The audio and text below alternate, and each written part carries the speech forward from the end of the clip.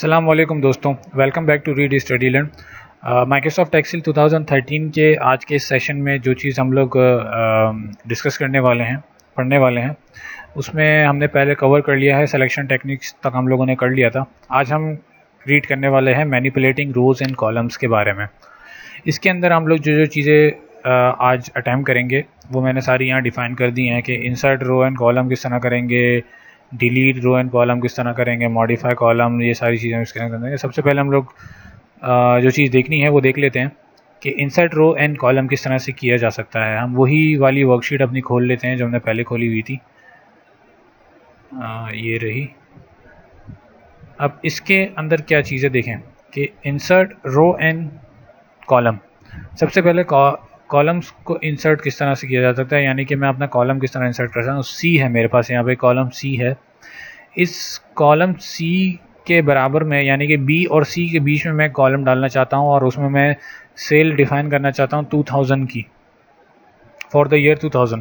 तो मैं क्या करूँगा, इस सेल के ऊपर राइट क्लिक करूँगा और इस डायलॉग के अंदर देख रहे होंगे आप इंसर्ट का एक ऑप्शन है। तो मैं जैसे ही इंसर्ट पे क्लिक करूँगा, ये क्या करेगा, इसने मेरे यहाँ पर एक कॉलम जो है वो इंसर्ट कर दिया। अच्छा, एक चीज़ ध्यान में रखिएगा कि ये इंसर्शन जो ये करता है ये किस बेसिस पे करता है।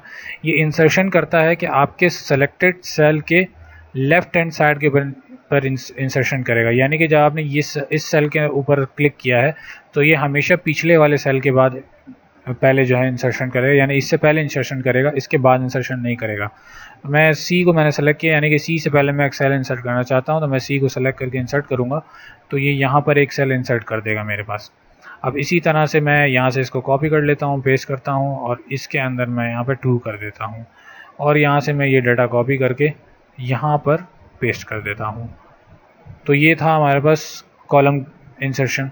इसी तरह से फिर हम आ जाते हैं यहाँ पे एक और कंट्री का जो है ना हम लोग सेल डाल देते हैं। इंडिया से पहले हम लोग जो है एक करते हैं, यानी कि हमने 7 सेलेक्ट किया। उसी तरह से यहाँ पर भी होगा कि इस पहले इंसर्ट करेगा, बाद में इंसर्ट नहीं करेगा। 7 पे सिलेक्शन करें, राइट क्लिक करें और इंसर्ट का ऑप्शन सेलेक्ट करें, आपके पास आ गई इंसर्शन। यहाँ पर जो है अब जैसे हमने यहाँ भी कर दिया, अब इसके अंदर हम करते हैं कंट्री लिख देते हैं और डाटा हम लोग कॉपी करके पेस्ट करते हैं, टाइम वेस्ट नहीं करते। और यहाँ पे हमने कॉपी पेस्ट कर दिया। फिर इसके बाद क्या चीज़ थी हमारे पास कि हम रो को डिलीट कैसे कर सकते हैं और कॉलम को किस तरह से डिलीट कर सकते हैं। तो इसके लिए जो हमने अभी इंसर्ट किया है उसी को हम डिलीट करने की कोशिश करते हैं। 2 तरीके हैं, मैं आपको दोनों बताता हूँ। एक तो शॉर्टकट है, यानी कि आप शॉर्ट कीज इस्तेमाल करते हुए कर सकते हैं, और दूसरा आप सिलेक्शन से कर सकते हैं। सिलेक्शन करें, राइट क्लिक करें और डिलीट का ऑप्शन सेलेक्ट करें, आपका जो रो थी वो डिलीट हो गई। अब मैं आपको बताता हूँ कि कीबोर्ड से किस तरह से डिलीट कर सकते हैं। कॉलम की सिलेक्शन कर लें, या सॉरी रो की सिलेक्शन कर लें आप, और फिर आपने करना क्या है कि कीबोर्ड से कंट्रोल का बटन प्रेस करके रखें और अपने न्यूमेरिक कीपैड से माइनस का बटन जो है आप वो प्रेस करेंगे तो आपका जो रो है, जो सेलेक्टेड रो थी, वो डिलीट हो जाएगी। इसी तरह से कॉलम जो हमने यहाँ इंसर्ट किया था, इसके ऊपर राइट क्लिक करेंगे और डिलीट कर देंगे। शॉर्ट की इस्तेमाल करते हैं, कंट्रोल माइनस, या आपके कॉलम को भी डिलीट कर देगा। फिर है आपके पास कि आप कॉलम की विड्थ को किस तरह से मॉडिफाई कर सकते हैं। कॉलम की विड्थ को मॉडिफाई करने का मतलब ये है कि मेरे जो ये कॉलम की विड्थ है, ये जो विड्थ आपके पास दिख रही होगी सेल 2001, यानी कि ये पूरे कॉलम की जो विड्थ दिख रही है, मैं चाहता हूँ इस कॉलम की विड्थ बढ़ जाए।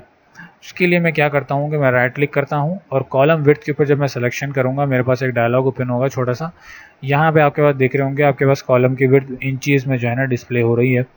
आप इसको क्या करेंगे, आप डिफ़ाइन करना चाहते हैं, अपनी विड्थ डिफ़ाइन करें और एंटर का बटन प्रेस करके या ओके सेलेक्ट करें, तो आपकी कॉलम की विड्थ जो है वो मॉडिफाई हो जाएगी।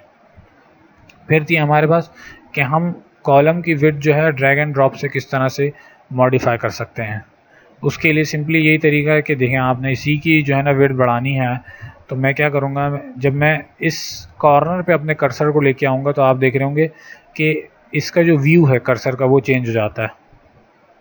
जब ये इस तरह के व्यू में आ जाए तो आप की माउस को जो है क्लिक करके क्लिक को छोड़ेंगे नहीं, आप माउस को क्लिक करके रखें और जहाँ तक आपने इसको ड्रैग करना है आप उतना ड्रैग कर लें। ये साइज़ बड़ा कर देगा, छोटा करना है छोटा कर दें।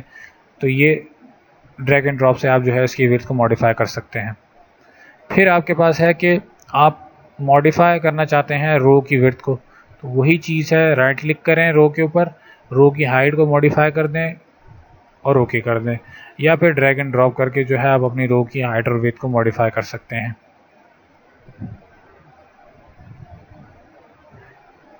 दैट्स इट, यही था मैनिपुलेटिंग रोज एंड कॉलम्स के हवाले से। मिलते हैं फिर नेक्स्ट सेक्शन में।